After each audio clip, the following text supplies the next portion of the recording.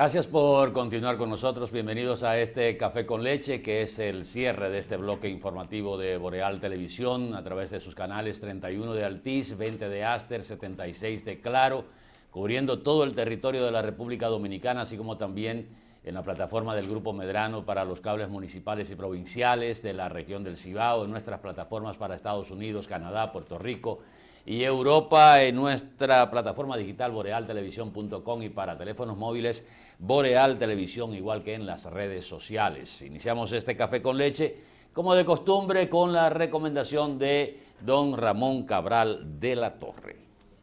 Almacenes Salvador, más que una tienda, es una multitienda para el exigente gusto de gente como usted. Tiene toda una gran gama de variedades, además ropa de alta calidad a precios incomparable. A su almacén de tejido, miscelánea, bisutería, efectos para el hogar, es Almacenes Salvador, más que una tienda, una multitienda. Almacenes Salvador, salvando los precios en la Bartolomé Colón, frente al hoy Parque Central. Miren, continuamos con el programa. De entrar con el resto del programa, quiero recordarles a toda nuestra gente la necesidad del aprendizaje del idioma inglés. Y ENCOM les tiene esa facilidad. Cursos para niños, adolescentes y adultos. Hay tutoría individual, tutoría empresarial, hay cursos sabatinos todos los días de la semana, sobre todo los sabatinos, para que usted pueda cotejar, porque la es una prótesis, cotejar su tiempo para poder aprender inglés. ENCOM está en la calle Ponce, número 32, aquí en La Esmeralda, en Santiago, 809-581-5510. Para un inglés impecable, ENCOM. Bueno, tenemos en el día de hoy a la licenciada Josefina Reyes, quien es abogada del Núcleo de Apoyo a la Mujer. Agradecemos que haya aceptado la invitación para venir a conversar con nosotros en este Café con Leche y le damos la bienvenida. Licenciada, bienvenida. Gracias, muchas gracias. Buenos días. Hablemos de esta iniciativa que se está poniendo en práctica, llevando el mensaje a los medios de comunicación a través de lo que se entiende como una especie de defensa a la vida de la mujer. Excelente, sí. Muy buenos días. Muchas gracias por permitirnos estar en este medio tan importante y visto por nuestro querido Santiago y mucho más allá. La razón que nos trae por este medio hoy es para extenderle una invitación a toda la población por motivo de la conmemoración del Día Internacional de la No Violencia contra la Mujer, buscando la erradicación y la eliminación de todas las formas de violencia contra las mujeres y las niñas a nivel internacional. Desde Santiago tenemos un encuentro en el Parque Duarte frente a la Gobernación, de lo cual estaremos desde las 8 de la mañana frente a la Gobernación tratando de hacer valer los derechos de las mujeres, buscando que se elimine la violencia, que hoy es un flagelo, diríamos que es una epidemia a nivel nacional, y pues esas conmemoraciones nos permiten a nosotros dejarle ver a la sociedad que estamos en pie de lucha cada día, no solamente los 25 de noviembre o los 8 de marzo, sino todos los días. Esta actividad se va a realizar el 23. El día 23, eso porque es esta semana. Sí, aunque es el día 25, pero el día 25 tenemos una marcha en Santo Domingo y pues nos vamos a unir a la marcha allá y por eso transferimos el Día Internacional de la No Violencia para hacer la conmemoración el 23 a las 8 de la mañana en el Parque Duarte. Ustedes como movimiento de vida sin violencia y como núcleo de la mujer, ustedes están del lado del apoyo de las causales que podrían utilizarse para el aborto. Sí, excelente. Nosotros estamos a favor de la despenalización del aborto en las 3 causales. Esas 3 causales específicamente son por cuando la madre está su vida en riesgo por causa del embarazo, cuando hay violaciones o incestos y también cuando los fetos vienen con malformaciones que se ha comprobado que es inviable el que puedan sobrevivir. En esas 3 causales nosotros estamos de acuerdo en la despenalización del aborto. Ustedes hablan y enfatizan la violencia en la mujer, pero ¿no cree usted que la violencia es un engendro de la propia sociedad y que no reparan no necesariamente a la mujer, sino a cualquiera? Sí, realmente... Porque son elementos fundamentales que hay que combatir a la sociedad, no al efecto, que en este caso sería la violencia a la mujer. Sí, perfectamente. Nosotros estamos recreando un poco la mística del trabajo hacia la prevención de la violencia. Como abogada, para mí es muy difícil solamente subir a los tribunales a condenar a un imputado. Esa sería la parte más crítica. Nosotros estamos trabajando mucho en la prevención, y cuando trabajamos la prevención estamos trabajando desde las escuelas, que es la parte educativa que entendemos que puede ir creando algunos cambios en la sociedad. Por lo que usted dice, la violencia es un fenómeno social, pero data de toda la existencia de la vida humana. El tratar con esta situación no nos da a nosotros un eje para decir sí, hemos podido encontrar específicamente la lucha que nosotros vamos a lograr erradicarla, pero estamos en el camino, estamos haciendo todo lo que podamos, todo lo que tenemos en nuestras manos, y hemos entendido que es un fenómeno familiar, que no solamente es contra la mujer, es un producto de la misma sociedad que, como es cambiante, nosotros también entendemos que tenemos que ir recreando estos espacios a donde estamos trabajando el tema de violencia. Hay muchas organizaciones que en el área de unas le dicen feministas, otras feminismo, pero que han surgido en los últimos tiempos. Yo conozco el Núcleo de Apoyo a la Mujer desde hace muchísimos años. Creo que fue de las primeras instituciones que nacieron aquí en Santiago de los Caballeros. He tenido mis diferencias con algunas dirigentes del Núcleo de Apoyo a la Mujer, pero a un nivel ya de concepción filosófica más que otra cosa.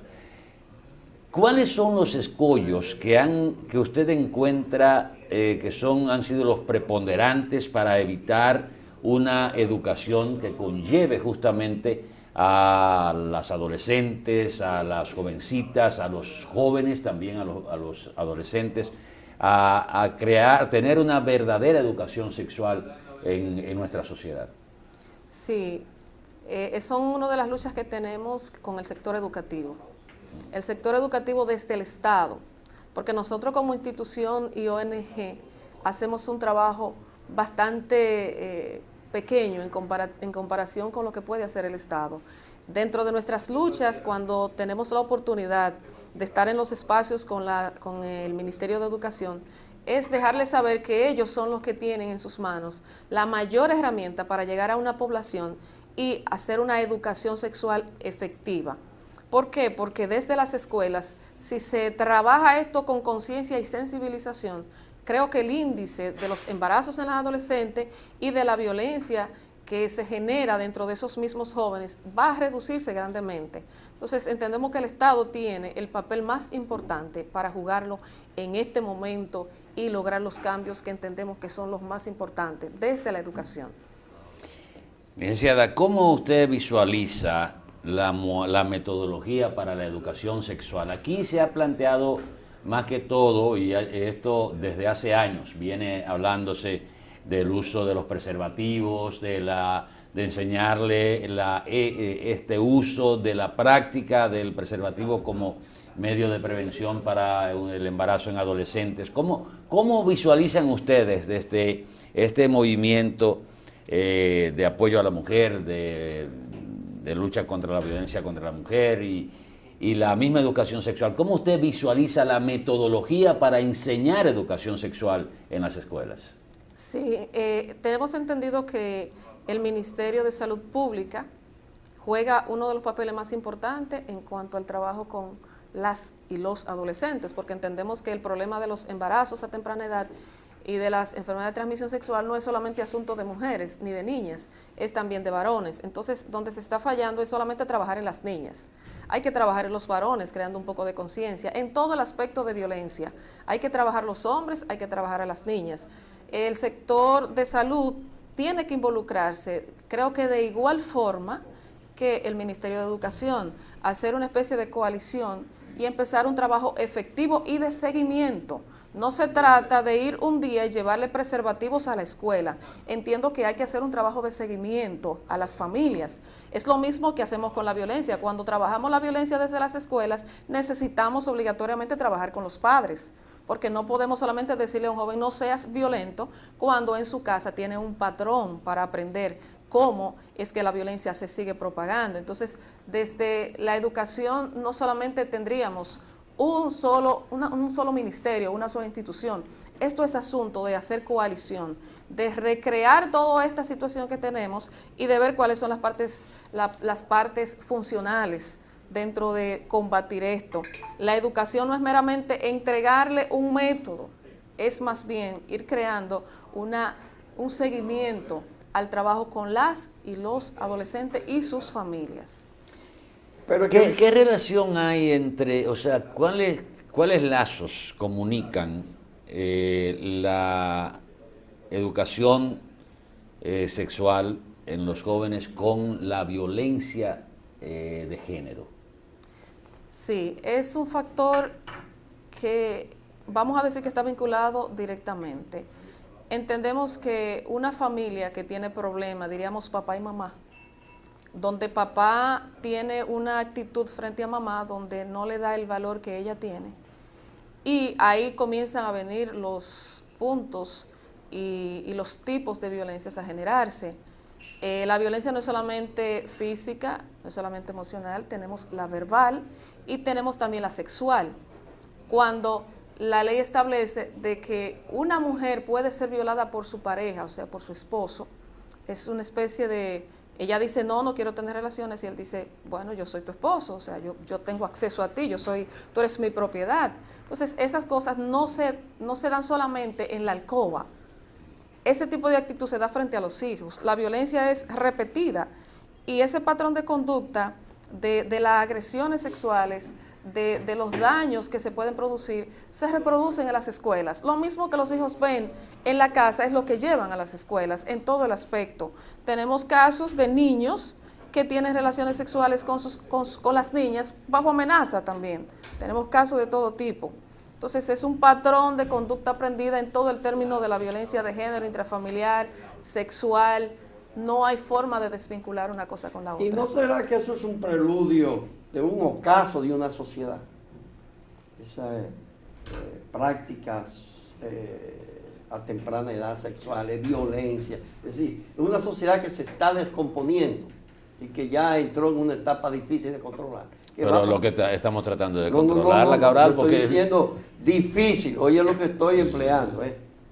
O sea, ¿hasta dónde ya es posible detener? Entonces, hay que ser más concienzudo en el término de evaluar a la sociedad hacia dónde se dirige. Porque hay opiniones de estudiosos que dicen que la sociedad moderna es una sociedad que está en franco estado de liquidación, incluido el mundo desarrollado, y por eso toda esta manifestación, a veces más agudizada en las llamadas naciones del tercer mundo. ¿Cómo usted visualiza entonces el conjunto de la problemática? El conjunto de la problemática, a medida que va avanzando la tecnología, hemos entendido que ha hecho también mucho caos en estas generaciones. Ya es muy difícil detener esta violencia cibernética, donde realmente todo es reproducido de los mismos medios. Ya no podemos en una casa detener el que los hijos tengan acceso al internet porque hay un wifi en la casa, porque los niños tienen acceso a su teléfono. Ya no es solamente controlar lo que ven en la televisión. Entonces estamos viendo de que a medida que va avanzando nuestra sociedad, como usted establece, asimismo se ha descompuesto nuestro trabajo y se ha complicado muchísimo más. O sea, el trabajo que nosotros tenemos a diario para trabajar este tema desde todos los espacios donde tenemos acceso es mucho más complicado, pero no es imposible, porque a nosotros nos mantiene en pie de lucha es nuestros hijos, nuestras hijas, nuestros vecinos, nuestros sobrinos, nuestras familias, nuestras hermanas. Entonces no podemos perder la esperanza de que, aunque se está descomponiendo nuestra sociedad y tenemos un auge todos los días que pueda decirse que está incrementándose, porque cuando tenemos las estadísticas vemos que no hay una disminución como tal, sino que hay ascenso en aspectos de violencia, pero no podemos perder las esperanzas ni sentir que hemos perdido la batalla, y justamente por eso estamos haciendo todas estas acciones, estamos trabajando dentro de lo posible, dentro de los estudios que hacemos. Todos los días hacemos estudios, buscamos cualquier tipo de medios que nos permita hacer mediciones en cuanto a los progresos y esas áreas a donde se está incrementando, para ver qué podemos hacer, qué seguir haciendo. Y obligatoriamente necesitamos la mano de la sociedad, porque es que como institución estamos dando la mano a las personas que nos buscan y dicen, mira, tengo una situación, necesito el apoyo de ustedes y la ayuda, y nosotros de por sí se lo damos a nivel psicológico, a nivel social, a nivel legal. Cualquier medio que esté disponible en nuestras manos, nosotros estamos trabajando. Es que es difícil, como dice Ramón, para no decir imposible. El único camino que queda es el incentivo de los valores en el orden familiar. Hablar de educación sexual en las escuelas es arar en el desierto. Ya los jóvenes tienen información muy nutrida, ajena a lo que va a adquirir en las escuelas, y totalmente diferente. O sea, es imposible. Eso de educación sexual, eso no va a resolver nada. En lo que hay que tratar es de incentivar es la educación en términos generales, para fomentar los valores familiares que se han perdido, y no por el pluriempleo, sino por la propia composición de nuestras naciones, los problemas socioeconómicos, la ausencia de educación, todos esos antivalores que se transmiten generación tras generación por esas mismas causas. Es el progreso de un país lo que permite a una clase media con cierto nivel de educación que le transmita valores a sus hijos. Y aún así, la sociedad moderna va en franca e indetenible decadencia. En franca e indetenible decadencia. Eso no creo que, a mi juicio, que se apoya y uno respalda las actitudes de ustedes y las acciones, pero va a ser totalmente imposible. ¿Qué se puede hacer en este país cuando usted toma el porcentaje de la población que vive en barrios sin que los padres tengan valores inculcados? ¿Qué valores esos padres que no los tienen le van a inculcar a los hijos? En países como los nuestros, sobre todo del tercer mundo, donde la unión consensual está entre los 12 y los 13 años, le demos o no le demos valores culturales a los muchachos, el valor puede frenar un poco, pero ¿a dónde vamos? Bueno, es indetenible. Yo creo que siempre hay esperanza. Sí, siempre hay esperanza. Siempre hay esperanza si nos entregamos y decimos esto es indetenible, esto es imposible. Bueno, pues no vamos a hacer nada, no vamos a luchar porque las cosas cambien o porque retornen a los valores. Yo creo que el trabajo que hay que hacer es más fuerte, más de entrega, sabiendo que la situación en el entorno es mucho más difícil ahora. Sí. Pero no podemos entregarnos, decir esto es imposible ya, esto ya no tiene retorno, y entonces lo que nos quedaría es sumarnos a la vorágine de lo que está pasando y beber agua del pozo que ha bebido todo el mundo para ponerse loco. Solo se frenaría con la educación, y lamentablemente en eso es en lo que menos estamos invirtiendo. Licenciada. Perdón, Atahualpa, tú tomas cógete un barrio cualquiera, porque hay que dejar las teorías e ir a los hechos. El padre platanero, la hija de 14 años ya vende droga porque lleva la cosa. El padre se llevó la mamá cuando tenía 11 años la mamá. ¿Qué valores le va a inculcar a los hijos cuando el núcleo familiar está mal? Entonces eso es lo que hay que buscar, la manera de cambiar a base de educación y de mejoría de condiciones sociales.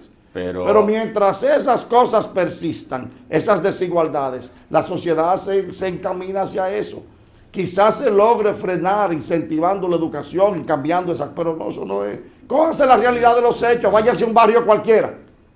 Váyanse a un barrio cualquiera. Bueno, ahora mismo. Pero si nos vamos a los barrios cualquiera, y escúcheme licenciada, pero para introducir una pregunta que tengo aquí, hay muchísimos plataneros, como tú dices, y hay muchísima gente con oficios muy de bajos ingresos que le han dado buena educación a sus hijos. Porque si fuera por eso, si eso fuera una causa, todos los hijos de los trabajadores humildes y plataneros y vendedores y carretilleros fueran delincuentes o fueran exponentes de violencia permanente, y no es así. Hay una minoría. Pero eso es no es una minoría. Hay una minoría. Tú estás hablando de retórica y de esperanza. No, la realidad y la gran mayoría es esa. Si ustedes están haciendo trabajo social, no me pueden desmentir, ustedes lo saben. Ustedes, como la licenciada que está aquí, debe saber la realidad y la conocen al dedillo, y eso no se detiene, eso se incrementa. Licenciada, a propósito de los estudios y las mediciones que usted ha hecho, ¿hay estudios que han determinado cuál es el rango de edad donde se da donde tiene más presencia la violencia de género sobre todo? Sí, tenemos estadística por rango de edades. Desde 15 abajo la violencia no es tan alta. A raíz de 16 años a 21 hay un porcentaje mínimo, pero a donde se incrementa es a partir de los 18 hasta los 25 años. Ese es el porcentaje más alto que tenemos, pudiéndolo llevar a un 35%. Cuando tenemos el siguiente rango, que es de los 26 hasta los 35, lo llevamos a un segundo plano, un segundo rango, y de los 36 hasta los 50 aproximadamente cae en un tercer rango, y de ahí sucesivamente, pero el mayor es entre los 18 y los 25 años. Eso es lo que se conoce como la edad del perro, ¿usted sabía? Realmente. O sea, donde se quieren llevar el mundo por delante, a mí no me pasa nada. Entonces estamos hablando de un rango de edad entre los 18 y los 25, que es donde está la mayor presencia de violencia, sí. Donde ahí ya entra una formación casi preuniversitaria. Cabe destacar también que estamos hablando más sobre las víctimas, porque los victimarios son diversos. Estamos hablando de un fenómeno donde las jovencitas tienen relaciones con señores ya que le duplican la edad sobre los 10 años que le llevan a la edad de la joven. Y en realidad ahí se pueden medir solamente las víctimas en ese renglón, pero los agresores son diversos. Hay señores de 50 años que matan a niñas de 18 y de 20, hay señores de 45, entonces la diferencia de edad también es un problema muy grave que tenemos. Entonces podemos medir más las víctimas en esas edades que el conglomerado de lo que es violencia intrafamiliar, y que en sí terminan en feminicidio. Ya. Bueno, vamos a hablar de la actividad que es el próximo viernes, ¿verdad? Excelente. Recordar a la gente que esto es una actividad que hace el movimiento Vida Sin Violencia, con motivo de la conmemoración del día del 25 de noviembre, día de la eliminación de toda forma de violencia contra las mujeres y las niñas. Esto va a ser el próximo viernes a las 9 de la mañana en el Parque Duarte, frente a la Gobernación de Santiago de los Caballeros. ¿Hay algún programa para desarrollarlo en esta actividad? Sí, nosotros desarrollamos lo que es la vocería, donde la prensa siempre está presente, donde tenemos siempre pancartas, manifestaciones, nos colocamos en los dos laterales de la Calle del Sol, y pues ahí hacemos una rueda de prensa, hacemos una vocería ratifico, porque entendemos que es uno de los medios que hemos llegado a la población, la gente se une, la gente se manifiesta. Si bien es cierto, no es siempre lo que nosotros utilizamos, porque en la capital vamos a utilizar una caminata el 25, entonces viernes 23, este viernes 23. ¿Partiendo de dónde en la capital? Desde la del 25, que es el domingo. Desde la avenida Luperón estaremos partiendo la del 25. Todos de aquí vamos en guagua hasta allá, nos unimos en la marcha y pues caminaremos a todo lo largo. ¿Y hasta dónde ustedes sienten que han tenido apoyo tanto de la sociedad como de los actores involucrados directamente? El movimiento Vida Sin Violencia en Santiago ha tenido muy buen crecimiento, donde las instituciones tanto públicas como privadas, ONGs, hemos hecho coalición para combatir en todas las formas la violencia. Estamos hablando de los tribunales, estamos hablando de las fiscalías, de CONANI, de las ONGs, de salud pública, del Ministerio de Educación. En fin, hemos logrado un crecimiento en hacer vinculación de instituciones para hacer un trabajo más efectivo, porque entendemos que como ONG solamente somos canales de detección de violencia. ¿Y hasta dónde las autoridades, llámese el Ministerio Público, está respondiendo a esa lucha contra la violencia, sobre todo de género? Específicamente nosotros como Núcleo de Apoyo a la Mujer trabajamos de la mano con el Ministerio Público, porque ellos son los que tienen en sus manos el poder de investigar los casos y de iniciar todo el proceso. Entonces nosotros, desde que llega una mujer a las oficinas del Núcleo de Apoyo a la Mujer solicitando apoyo, pues nosotros al lugar que tenemos que llevarla es a la Fiscalía, y hasta ahora hemos hecho un buen trabajo en conjunto. Queda mucho por hacer, porque a raíz de estos cambios que hay en las procuradurías, también nosotros tenemos que ir de nuevo sensibilizando todos estos cambios de fiscales, tenemos que irlos trabajando, porque como institución tenemos la experiencia, y si ellos nos permiten seguir siendo sus aliados, pues vamos a hacer un buen trabajo, que lo estamos haciendo, de que no se vea como tal, porque es una población muy grande. Santiago tiene una sola fiscalía, una sola unidad de atención, cuando la población es tan grande con todos estos municipios, y el resto lo que trabaja es el juzgado de paz. La única fiscalía especializada está en Santiago, con un personal muy reducido. Entonces nosotros nos convertimos en aliados en los procesos para ayudarles en todo lo que nosotros, como, no diría como expertos, sino como manejadores del tema, podemos aportar. En lo que se puede. En lo que se puede. Porque aún se destinen en Santiago 1000 fiscalías para eso. Es indetenible la violencia de género. No hay manera de hacerlo. ¿A qué es lo que usted puede disponer? Usted no puede trancar por la vida entera a un tipo por amenaza. Tarde o temprano va a salir y la va a cumplir. Aquí la orden de alejamiento es un asunto que la cumple de manera personal el que le teme a la aplicación de la ley. Pero el dominicano ha perdido el temor, sí, por la pena y por la ley y por el desorden en el que vivimos. O sea que no podemos tampoco cargarle todo el fardo de la culpa al Ministerio Público, que hace lo que puede y que no tiene mecanismos para impedir la violencia.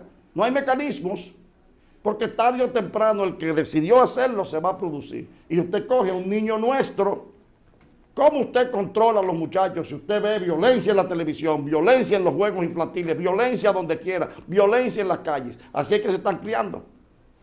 Es que es difícil, es una sociedad en decadencia.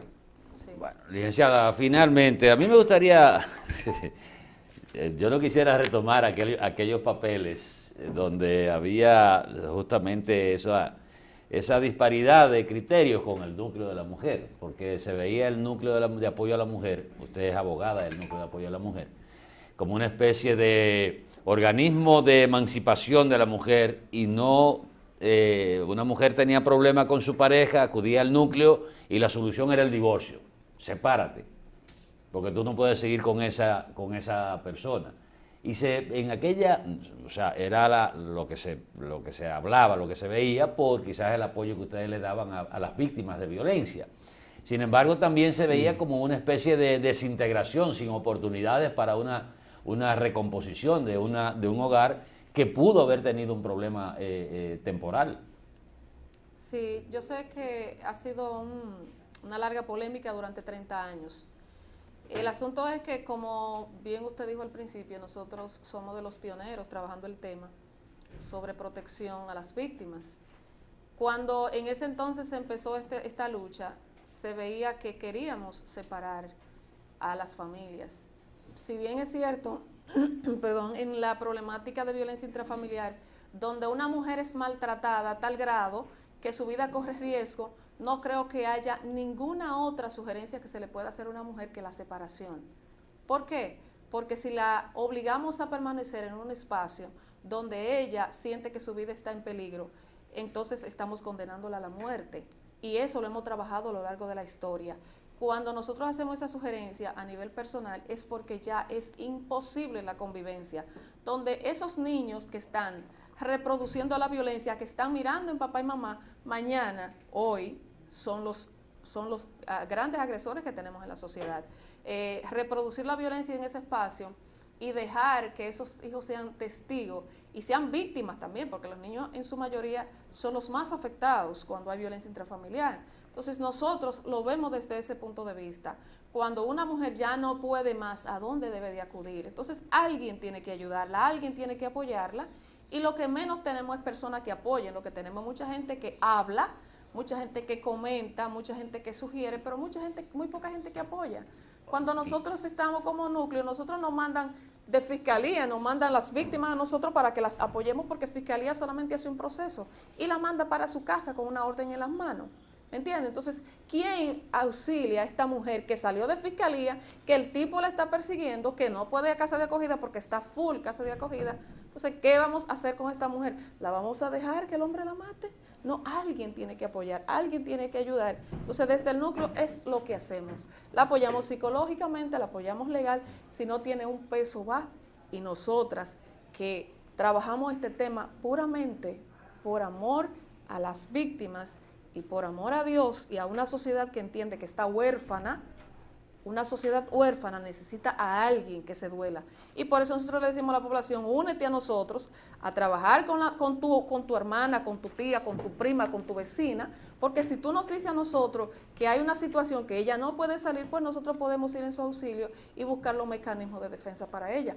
Alguien debía hacer algo. ¿Cualquier contacto para hablar con ustedes? Sí, desde el Núcleo de Apoyo a la Mujer.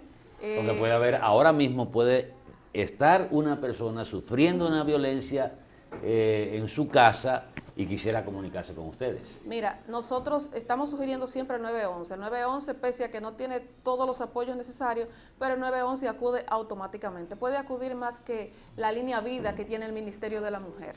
Entonces, antes sugeríamos la línea vida del Ministerio de la Mujer, pero estamos sugiriendo ahora, como el 911 es una línea totalmente gratuita, hasta un vecino puede denunciar que a su lado hay una persona que está siendo maltratada.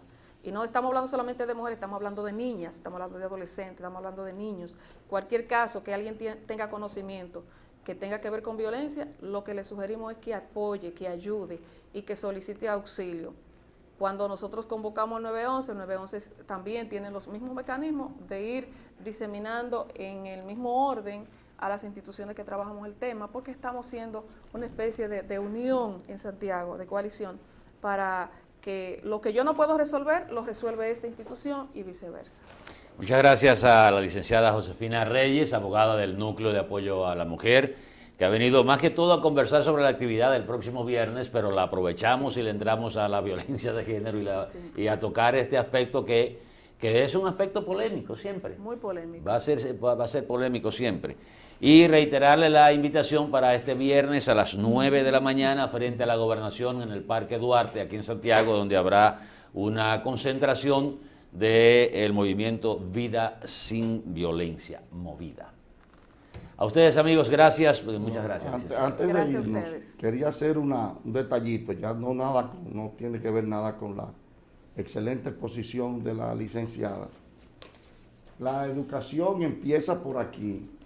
Atahualpa que habló de lo que intervienen en los medios, ¿verdad? Cosa que te ha dolido a ti esa. A mí no me ha dolido. Porque yo no absolutamente le eché eso dije todos los actores que intervienen en la violencia. Miren dónde empieza la educación. Este es el Diario Libre, ¿verdad? Ellos traen una foto del volcán de Guatemala, del volcán de fuego, ¿verdad? Y a pie de página, en esta imagen tomada con una larga exposición, el volcán de fuego arroja lava caliente fundida desde su cráter. Coño, digan lava. ¿Y qué tiene que ver eso con lo que yo dije? No, porque ahí es que está el problema, en la mala educación que es de los propios pero medios. ahí. Lava es roca fundida, caliente, que sale del cráter de los volcanes. Usted dice lava solamente, no. Porque arroja lava caliente fundida desde su cráter. Pero Lava, pero que tal vez él conoce, entonces, lava fría un hijo y mío sólida. Y ya le estoy induciendo a ser tautológico. Pero tal vez el que escribió ese pie de foto conoce una lava fría y sólida. ¿A dónde hay lava fría y sólida? ¿A dónde? En la mente de ese tipo. Ah, pues, por eso te digo. No, ese es el problema. La piedra pombe lava fría. Eh. La piedra pombe lava fría. Ajá. Sí, pero está fría y seca. Señores, despidan el programa ya que estamos pasados. Gracias por la atención. Nos vemos mañana a las 7 de la mañana, en Mañana Boreal, y un poquito más tarde, después de las 8 en este Café con Leche. Y por supuesto, el señor Juan Sebastián y yo regresamos a las 9 de la noche por estos mismos canales de Boreal Televisión en Q a seguir con nuestras exposiciones. Gracias y feliz resto del día.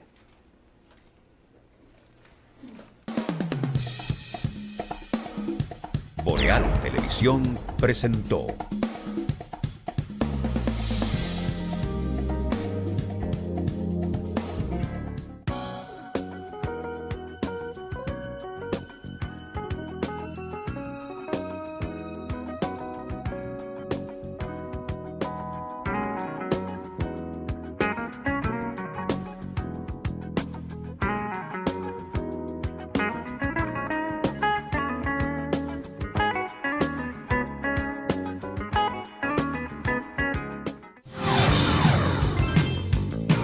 Estás viendo Boreal Televisión, Voz Dominicana.